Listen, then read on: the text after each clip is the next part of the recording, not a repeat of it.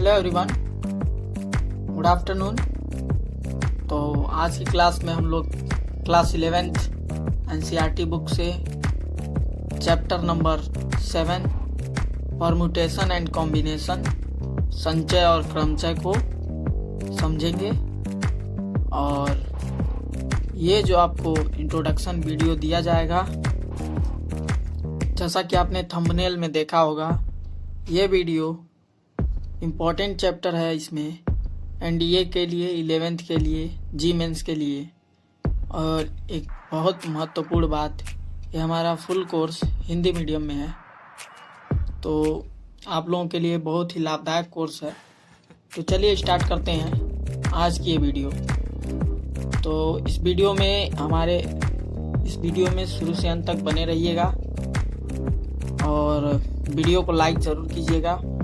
और अगर आप हमारे चैनल पर नए हैं तो चैनल को सब्सक्राइब ज़रूर कीजिएगा, जिससे आपको हमारे नए वीडियोस के नोटिफिकेशन तुरंत मिल सकेंगे। चलिए स्टार्ट करते हैं आज की video. Student, permutation and combination को समझने से पहले, संचय व क्रमचय को समझने से पहले हम समझ लेते हैं गुणन का आधारभूत सिद्धांत क्या होता है। गुणन का आधारभूत सिद्धांत, फंडामेंटल प्रिंसिपल ऑफ मल्टीप्लिकेशन, ये क्या चीज होता है? समझिए, जैसे कोई एक कमरा है, ध्यान से सुनिएगा मेरी बातों को। तो जैसे कोई कमरा है, हॉल है, उसमें 12 दरवाजे हैं। तो अगर आपसे कोई पूछे कि आप इस हॉल में कितने तरीकों से जा सकते हो, तो आप बोलोगे 12 तरीके हैं। लेकिन अगर हम परम्यूटेशन की बात करें तो इसमें पुनरावृत्ति की बात नहीं होती है। तो पुनरावृत्ति का मतलब ये है कि ऐसी संख्या, ऐसी बात जिसे दोहराया न जाए। जैसे मान लीजिए 12 दरवाजे हैं, तो आप तो एक दरवाजे से अंदर जाएंगे, ठीक। तो अंदर जाने के लिए तो 12 दरवाजे हैं, ठीक। अब लेकिन जब हम बाहर आएंगे तो हम 11 तरीकों से आएंगे, जिससे अंदर गए हैं उसको छोड़ देंगे, ठीक, क्योंकि पुनरावृत्ति हमको नहीं करनी है। तो बाहर आने के लिए तरीकों की संख्या कितनी है? 11, ठीक। तो इस प्रकार से हमको हॉल में अंदर बाहर होने के लिए टोटल तरीकों की संख्या कितनी है? 12 में 11 का गुणा कर देंगे जब टोटल तरीकों की संख्या हम निकालेंगे। कुल तरीकों की जब हम संख्या निकालेंगे तो हम 12 में 11 का गुणा कर देंगे। तो 12 कने 12 का 2 हासिल 1, 12 कने 12 और 1 13।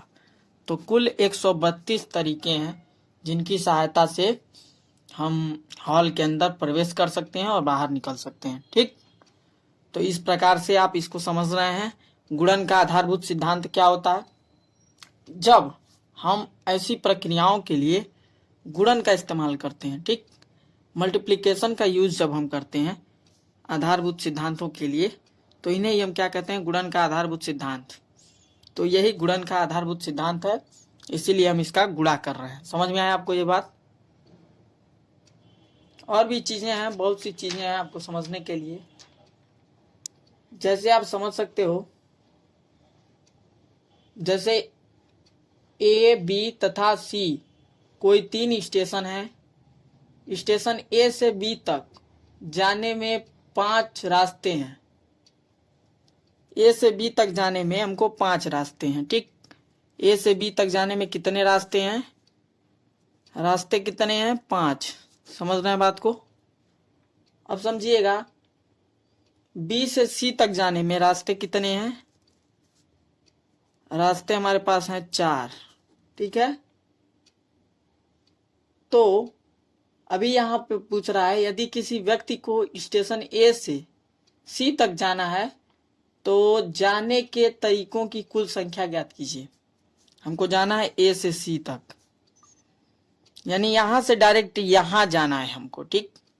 ए से बी गए, बी से सी गए, लेकिन अब बात आ रही है ए से डायरेक्ट सी पे जाना है, ठीक।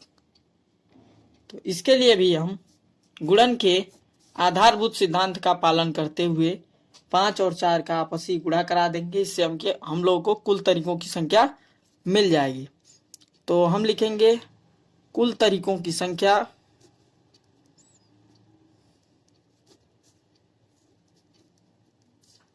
बराबर 5 गुणे 4, तो यहाँ टोटल 20 आ जाएगा कुल तरीकों की संख्या। ठीक है, तो इस प्रकार से इन तरह के प्रश्नों को, इस तरह के क्वेश्चंस को हम लोग गुणन का आधारभूत सिद्धांत के द्वारा सॉल्व करते हैं। ठीक है, अब समझ लेते हैं। देखिए, योग का आधारभूत सिद्धांत क्या होता है। योग का आधारभूत सिद्धांत, फंडामेंटल प्रिंसिपल ऑफ एडिशन। इसको समझने के लिए समझिए, जैसे एक कक्षा में विद्यार्थियों की संख्या है हमारे पास 18। ठीक, इसमें से 10 लड़के हैं और 8 लड़कियां हैं।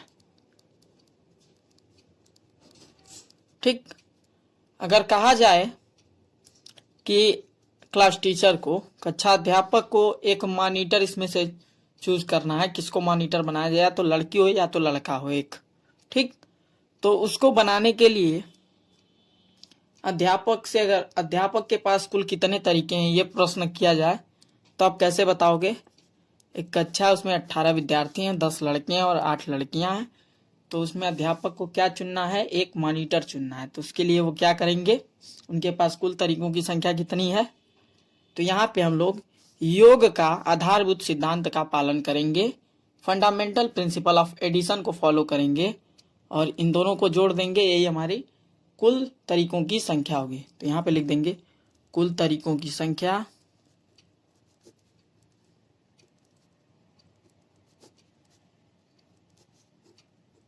कुल तरीकों की संख्या बराबर 10 + 8 बराबर 18। तो कुल 18 तरीकों से कक्षा अध्यापक किसी मॉनिटर को चूज कर सकते हैं, किसी भी लड़के या लड़की को मॉनिटर बना सकते हैं। तो आशा करते हैं आप इसको समझ रहे होंगे। तो इस टाइप के प्रश्नों को, अगर इस टाइप के कोई भी क्वेश्चन आएंगे, जैसे अभी यहाँ पे क्वेश्चन आपको डिस्प्लेड हो रहा है, दिखाई दे रहा है, अगर इस टाइप के प्रश्न आते हैं, ठीक है, तो इस टाइप के प्रश्नों को हल करने के लिए योग का आधारभूत सिद्धांत का पालन करते हैं। अब समझिए अगला टॉपिक, n क्रम गुणित n फैक्टोरियल।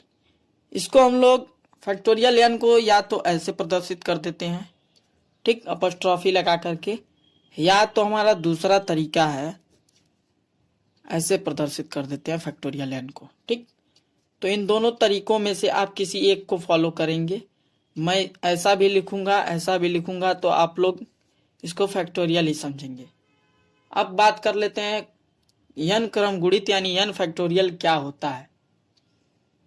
प्रथम n प्राकृतिक संख्याओं के सतत गुणनफल को संख्या n का क्रम गुणित कहते हैं तथा इसे फैक्टोरियल n से निरूपित करते हैं। ठीक, और अगर मान लिया जाए फैक्टोरियल n हमको निकालना है, तो हम इसको लिख सकते हैं n into n - 1 into n - 2 into dot dot dot करके n - 3 n - 4 ऐसे करते हुए 3 इंटू 2 इंटू 1 लिख सकते हैं। ठीक है, अब यहाँ पे एक बहुत इंपॉर्टेंट बात, ध्यान देने वाली बात यह है कि दरअसल जब भी हम ऐसा लिखेंगे, बात को समझिएगा, जब भी हम ऐसा लिखेंगे फैक्टोरियल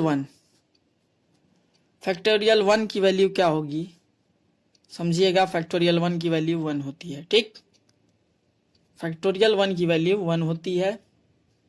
अब यहाँ समझिए, अगर हम लिखें फैक्टोरियल 2, तो फैक्टोरियल 2 बराबर क्या होता है, 2 इंटू 1 इक्वल टू क्या होगा, 2 × 1 = 2, 2 × 1 = 2। समझ रहे हैं। यहाँ पे देखिए, अगर फैक्टोरियल 3 लिख दिया जाए, ठीक, तो 3 × 2 × 1 हो जाएगा। ठीक, जो संख्या है उसी से स्टार्ट करेंगे और उसके पीछे की संख्याओं को गुणन के फॉर्म में, गुणित के रूप में लिखते हुए चले जाएंगे। तो 3 दूना 6, 6 × 1 = 6, तो यहाँ पे इसका क्या हो जाएगा, 6 हो जाएगा। ऐसे ही फैक्टोरियल 4 अगर हम देख लें, तो आप लोग अपने कॉपी में लिख लो, 4 इंटू 3 इंटू 2 इंटू 1 लिख सकते हो। 4 × 3 = 12, 4 × 3 = 12 और 12 × 2 = 24, 24 से करने 24, तो यहाँ पर क्या हो जाएगा, 24। इसी तरह से आप और भी संख्याओं को निकाल सकते हैं। फैक्टोरियल 5 को भी निकाल लीजिए आप। फैक्टोरियल 6 भी निकाल लीजिए, फैक्टोरियल 7 भी निकाल लीजिए, फैक्टोरियल 8 भी निकाल लीजिए। इसी तरह आप निकाल सकते हो। यहाँ पे मैं 5 को बता देता हूँ आप क्या निकाले होगे। 5 इंटू 4 इंटू 3 इंटू 2 इंटू 1। अब आप समझ ही गए हो कैसे कैसे करना है। इसको समझ लीजिए, 5 को 20, 20 तिहाई 60, 7 दूनी 120 और 120 में 1 का गुणा करेंगे तो 120 ही होगा। तो ये तो 120 हो गया। ठीक, फैक्टोरियल 5 का मान कितना हो गया? 120। इसी तरह से फैक्टोरियल 6 निकाल सकते हो। सब आप निकाल लोगे और अपने कॉपी में नोट कर लोगे। ओके स्टूडेंट्स, ये जो अभी आपको बताया गया factorial n is equal to n into n minus 1, n minus 2 into n minus 3, ऐसे करके जो फॉर्म आपको बताया गया है हमेशा आपको याद करना है, बहुत इंपॉर्टेंट है। अप्रॉक्सीमेटली बहुत से क्वेश्चन में इनका यूज मिलेगा आपको, तो इसलिए इसको आपको याद रखना है। ओके, अब समझिए फैक्टोरियल n को हम और से भी फॉर्म में लिख सकते हैं, n into n minus 1 into n minus 2 into n minus 3, और यहाँ पे हम फैक्टोरियल लगा के यहीं तक छोड़ सकते हैं। ठीक है, क्योंकि आपको कुछ कुछ ऐसे क्वेश्चन आएंगे, ये वाला टर्म उस क्वेश्चन के टर्म से कट जाएगा, कैंसिल आउट हो जाएगा, तो इसलिए आप इस बात को ध्यान रखेंगे, नोट कर लेंगे अपने कॉपी में।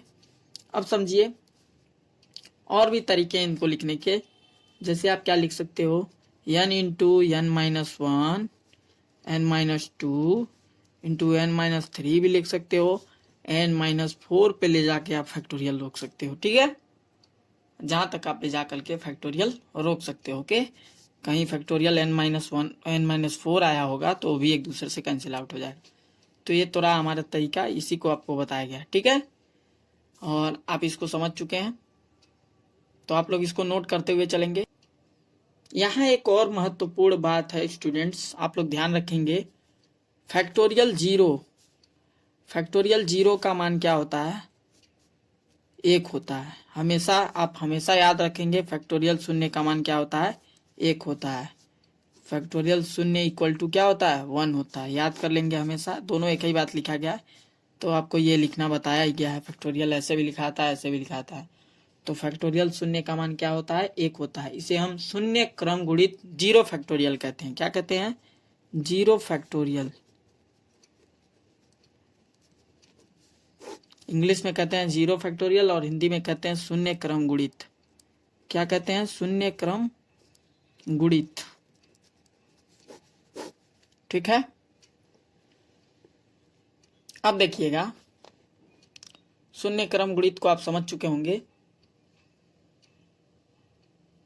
अब यहां से देखिए और से कुछ क्वेश्चंस हैं, आप कुछ क्वेश्चंस को करने की कोशिश कीजिए, आपको बताया जा रहा है कैसे करना है।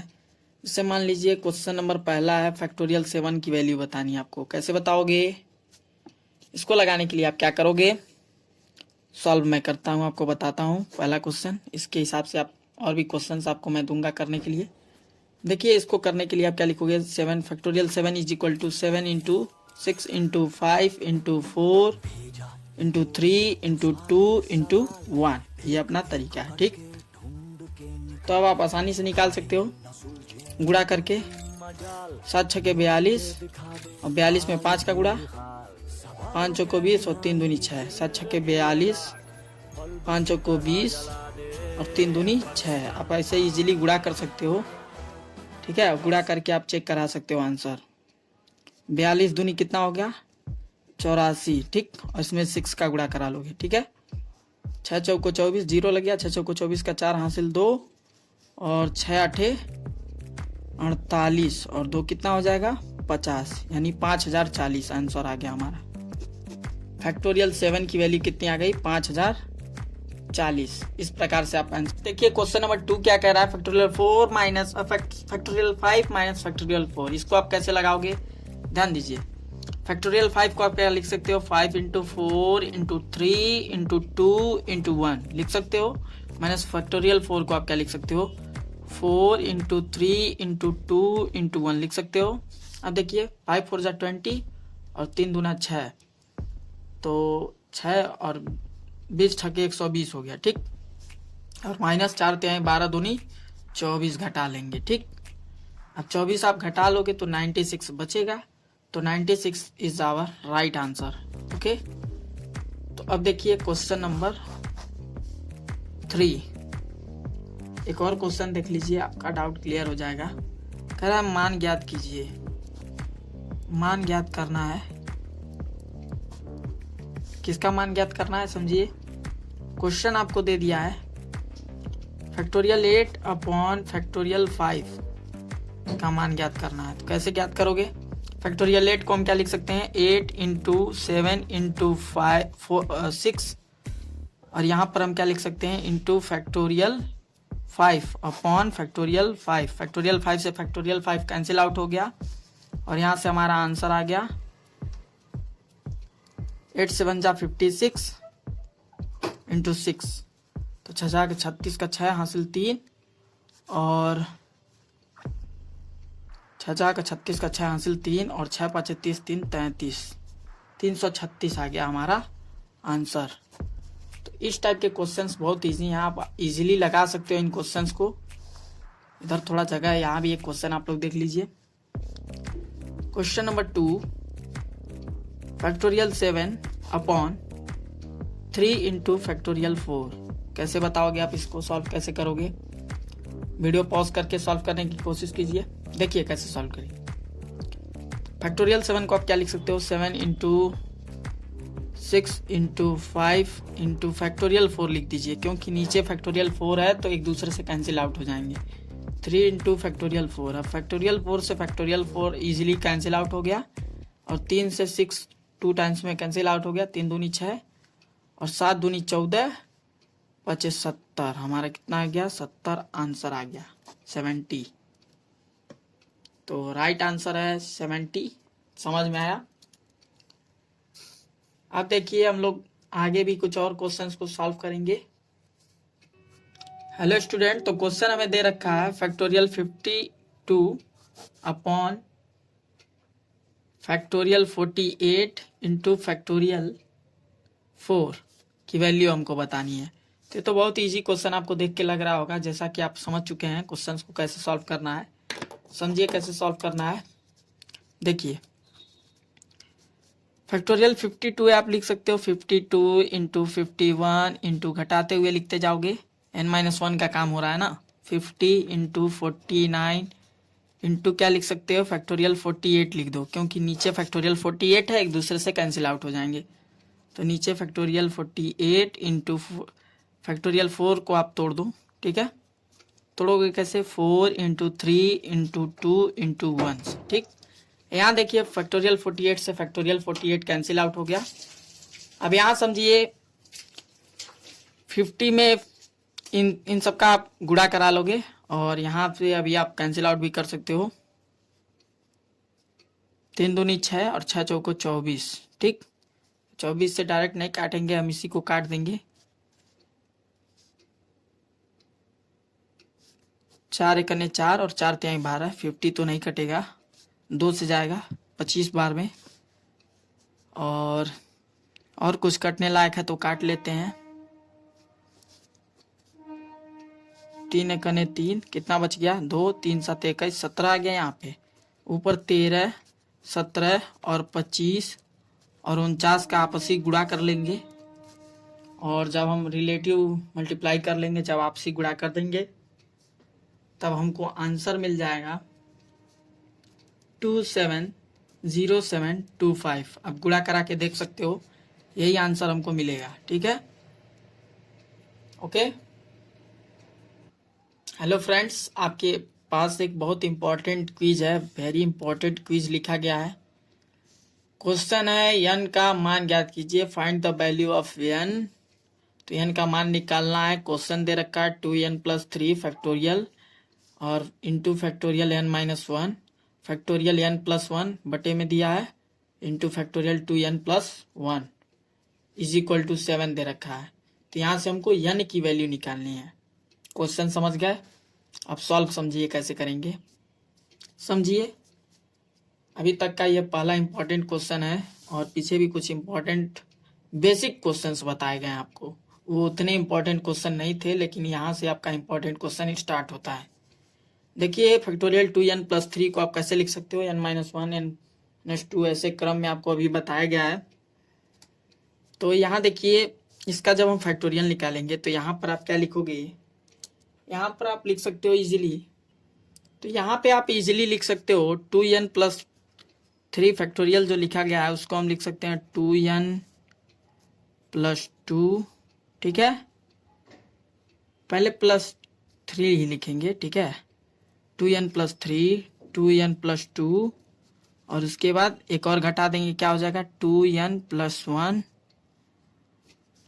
अब इसको इसमें और आगे हम बढ़ा सकते हैं, लेकिन हम यहीं तक फैक्टोरियल लगा करके रोक सकते हैं, ये भी आप समझे हैं। तो यहाँ तक हम इसको छोड़ देंगे, समझ रहे हैं बात को, क्योंकि ये वाला जो टर्म है नीचे भी है तो एक दूसरे से कैंसिल आउट होंगे, ठीक। अब आप हमारी बातों को समझ रहे होंगे। यहाँ देखिए फैक्टोरियल, अभी ऊपर और भी टर्म है, समझ लीजिए, लिखे नहीं है क्या। यहाँ देखिए ऊपर ये वाला टर्म जो है फैक्टोरियल n-1, इसको आप ऐसे ही छोड़ दो, क्योंकि नीचे वाले को हम बढ़ा करके काट लेंगे, ठीक। =7, ठीक। और अपॉन में क्या दिए रखा है n+1, फैक्टोरियल n+1, तो इसको हम क्या कर सकते हैं n+1, ठीक। अब इसमें हम क्या परिवर्तन कर सकते हैं, इंटू n लिख सकते हैं, ठीक। अब n में n-1 लिख सकते हैं, ठीक।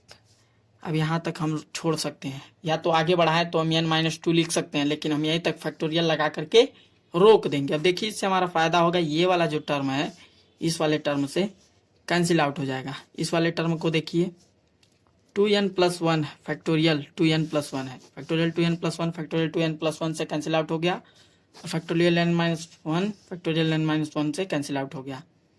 अब देखिए मजे की बात, ऊपर क्या बचा 2n+3 2n+2 और क्या बचा है, कुछ भी नहीं, n+1 बचा हुआ है, इक्वल टू क्या दे रखा है 7। अब समझ लीजिए क्वेश्चन हमारा बहुत ही आसान हो चुका है। अब इसको आप इजीली सॉल्व करने के लिए क्या कर सकते हो, यहाँ पे आप इन दोनों का, इसमें से आप क्या कर सकते हो, यहाँ से आप 2 कॉमन ले सकते हो, अभी और प्रोसेस थोड़ा छोटा हो जाएगा। देखिए तो यहाँ पर 2n+3 को छोड़ दीजिए, यहाँ से 2 कॉमन ले लीजिए, n+1 हो जाएगा। बात को समझिए, इससे हमारा और थोड़ा सा फायदा होगा, n+1 जो है यहाँ पर ये इससे कैंसिल आउट हो जाएगा, हो गया।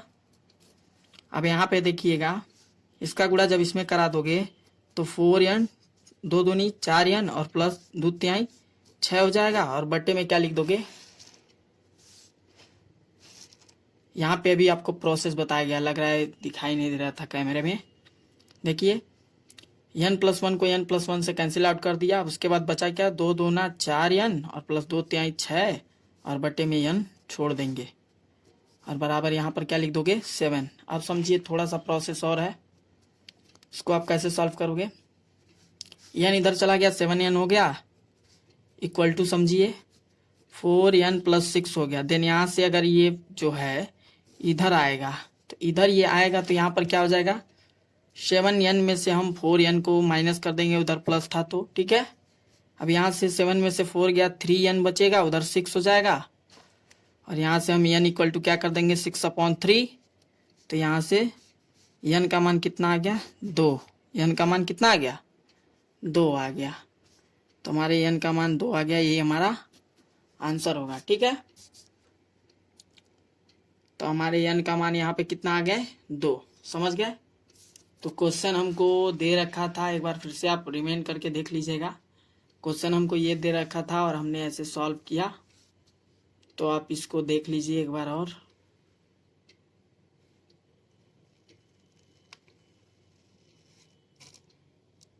ठीक है, कोई दिक्कत नहीं है, ओके।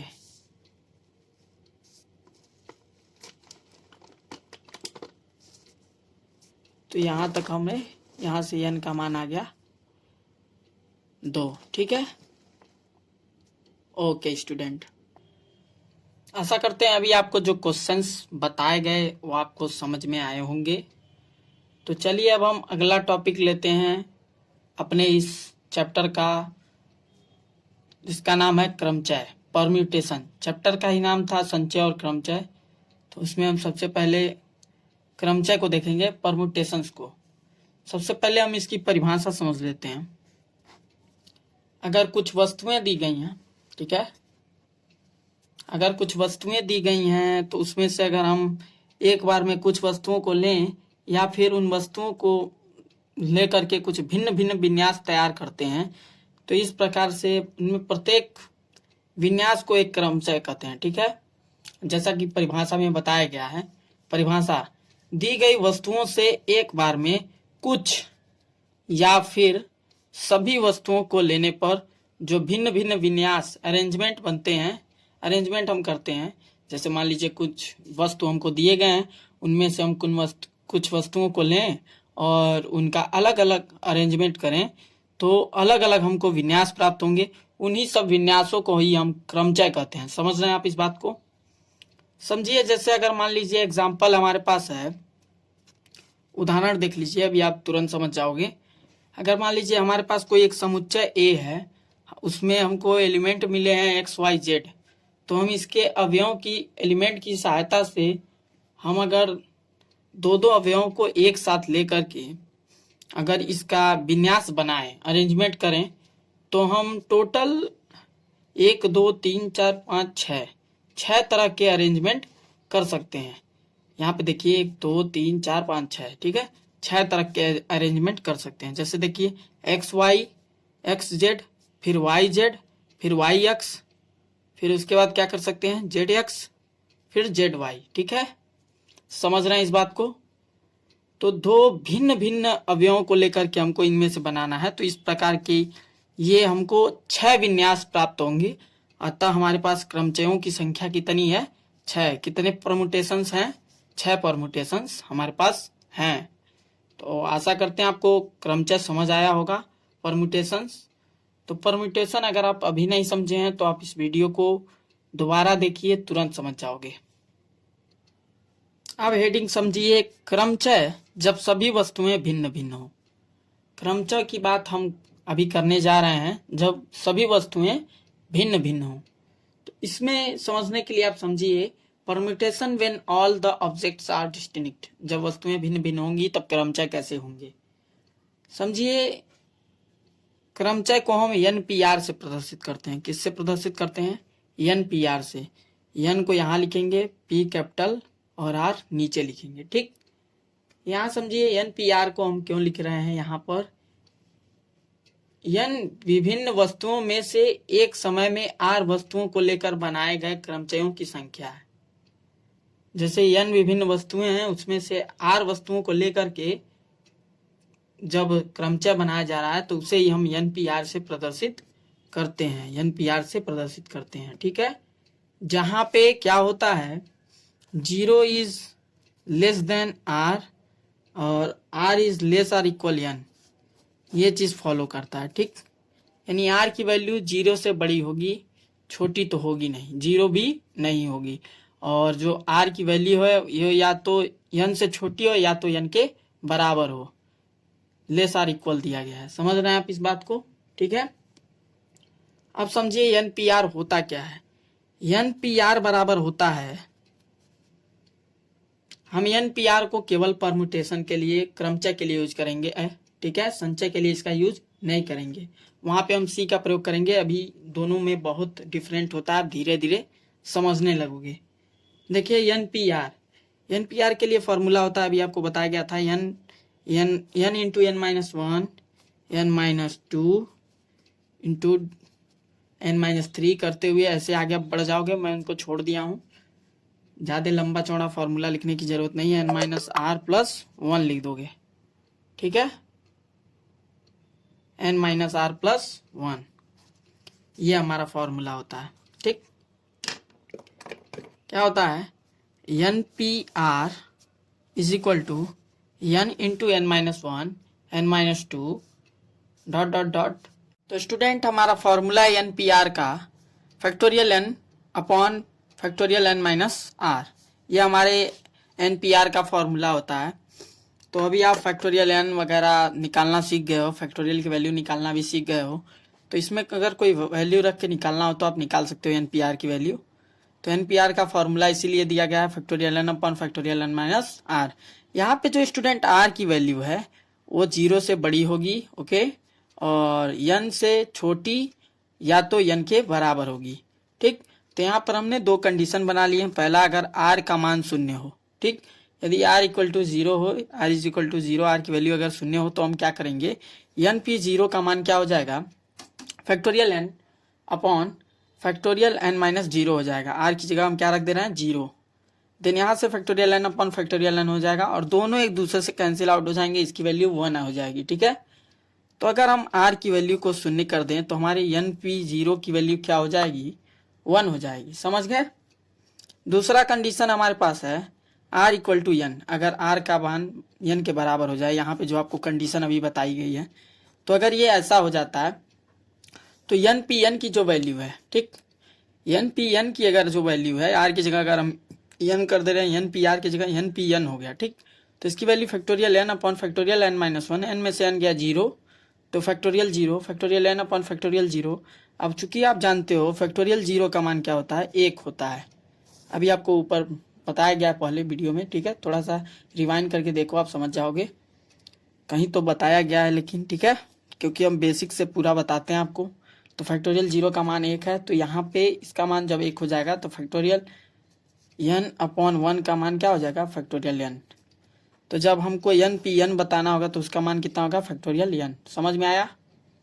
तो बस यहाँ तक का ये हमारा वीडियो का सफ़र रहा। अब हम और वीडियो में आगे चलेंगे। तो अगर आपको हमारे वीडियोज़ के लेक्चर्स पसंद आ रहे हैं और अगर आपको एक एक चीज़ें समझ में आ रही हैं तो वीडियो को लाइक करें और चैनल को सब्सक्राइब करें। धन्यवाद।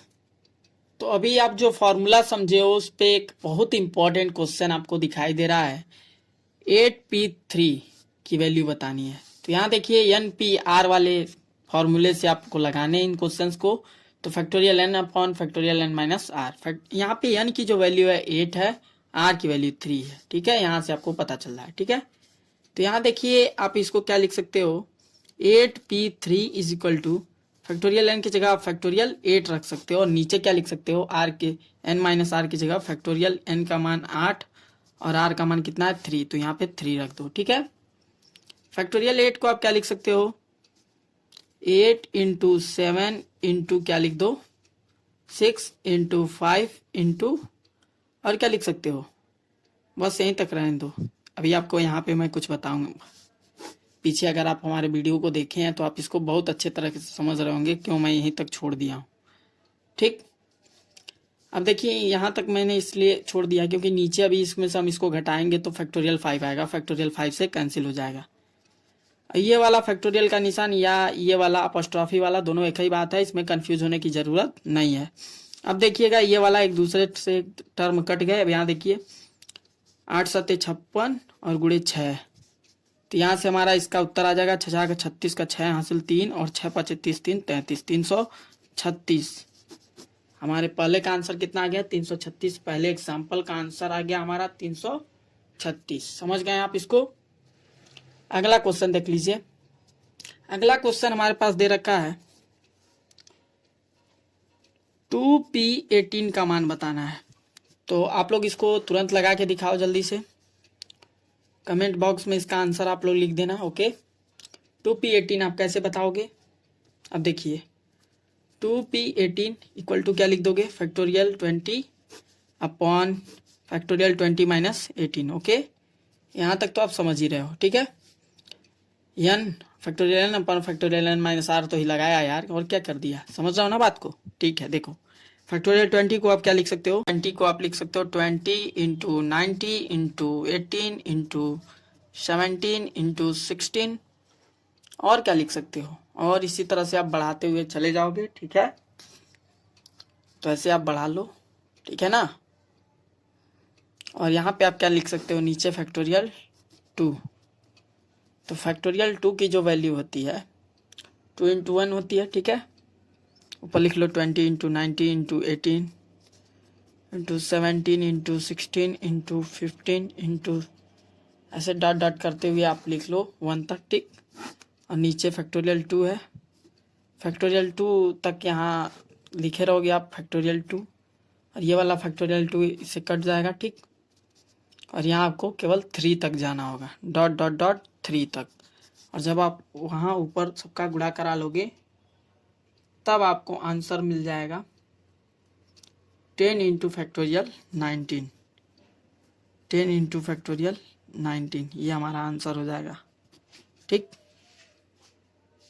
अभी जो हमारा आंसर आया ये सबका गुणा नहीं कराना है यार, इतने बड़े बड़े गुणे नहीं आएंगे, इसलिए इन सबको यहीं तक छोड़ देना है, ये इसको कट नहीं करना है। ठीक है, यहाँ पे हमारा 2 है ना, फैक्टोरियल 2 इंटू 1 ही तो होगा, 2 10 जा 20 हो गया, और इन सब वैल्यू को लिख दिया फैक्टोरियल 19। ठीक, तो 10 इंटू फैक्टोरियल 90। इस प्रकार से हमारा एग्जाम्पल नंबर 2 भी सॉल्व हो गया। इस तरह से आपको सॉल्व करना। तो इस क्वेश्चन को देखिए, n p n is equal to, हमको क्वेश्चन दे रखा है आर का मान ज्ञात कीजिए। हमको क्या करना है, आर का मान ज्ञात करना है। क्वेश्चन दे रखा है 5 into 4 p r is equal to 6 into 5 p r minus 1। तो इसको सॉल्व करने के लिए आप सबसे पहले क्या करोगे, यहाँ पे आप 5 इंटू यहाँ पे एन पी आर वाला फॉर्मूला लगा दोगे इसके लिए, और यहाँ पे भी 6 इंटू एन पी आर वाला फॉर्मूला यहाँ लगा दोगे। ठीक है, तो हमने आगे कर लिया है। देखिए कैसे किया हमने। देखिए 5 into factorial 4 upon factorial n minus r लिख सकते हैं, तो ऐसे हम कर दिए हैं। इस फॉर्मूले से हमने ऐसे कर दिया है। 5 1 को 6 ऐड कर लेंगे, 6 हो जाएगा। ठीक है, अब यहाँ हम क्या कर लेंगे, फैक्टोरियल 5 को तोड़ करके फैक्टोरियल 4 बना लेंगे ताकि ये वाला टर्म यहाँ से कट हो जाए। तो देखिए हमने वैसा टर्म बना लिया है। टर्म हमने बना लिया है। देखिए हमने क्या किया, इस वाले टर्म को बना लिया, टर्म बना लिया हमने। टर्म कैसे बनाया, देखिए ये वाला 5 इस 5 से कैंसिल, 6 इंटू 5। ठीक है, फैक्टोरियल 5 को 5 इंटू फैक्टोरियल 4 लिख सकते हैं। तो 5 से 5 कट गया, फैक्टोरियल 4 से फैक्टोरियल 4 कट गया। अब यहाँ देखिए नीचे वाले को ऐड किए हैं तो 6 माइनस आर आ गया। ठीक, अब यहाँ देखिए 4 माइनस आर है, क्या है 4 माइनस आर। तो यहाँ देखिए अब इसके बाद हम क्या कर सकते हैं, यहाँ 1 बचेगा ऊपर, यहाँ ऊपर 1 बचेगा, और नीचे क्या बचेगा, चलिए आपको बताते हैं। नीचे देखिए यहाँ ऊपर 1 बच गया और नीचे क्या बच गया, फैक्टोरियल 4 माइनस आर। ऊपर यहाँ क्या हो गया 6 और अपॉन 6, इसको हम क्या लिख सकते हैं, फैक्टोरियल 6 माइनस आर को लिख सकते हैं 6 minus r into 5 minus r factorial 4 minus r लिख सकते हैं।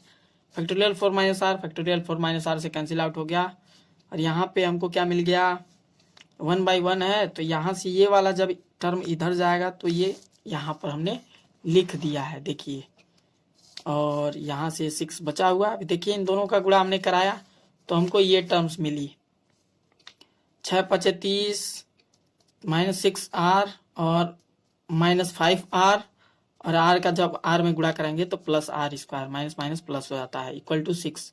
अब देखिए 6 इधर आएगा 24 हो जाएगा, 30 जो है क्या हो जाएगा 24 हो जाएगा। R square minus 11 x r, sorry minus 11 r और प्लस 24 इक्वल टू 0। अभी हमारा क्या बन गया, द्विघात समीकरण बन गया, जो आप कक्षा 10 में सॉल्व कर चुके हैं, द्विघात समीकरण। तो आप इसको आसानी से सॉल्व कर सकते हैं और आर के मान निकाल सकते हैं। तो आप लोग आर का मान निकाल करके कमेंट बॉक्स में लिखोगे। ओके, वैसे आर का मान आएगा, आप उत्तर की पुष्टि के लिए समझ लीजिए आर का मान आएगा 3 और 8। ठीक है, ओके। तो आज के वीडियो में बस यहीं तक, अब मिलते हैं नेक्स्ट वीडियो में कॉम्बिनेशन पार्ट के साथ। अब यहाँ तक हमारा पूरा परम्यूटेशन खत्म होता है। जो भी कुछ प्रश्नावली के क्वेश्चन है 7.1 7.2 आप इनको सॉल्व करेंगे, और आपको क्वेश्चंस बताए जाएंगे। जो भी क्वेश्चन आपको नहीं आते हैं आप हमें मेल कर सकते हैं। Okay, bye.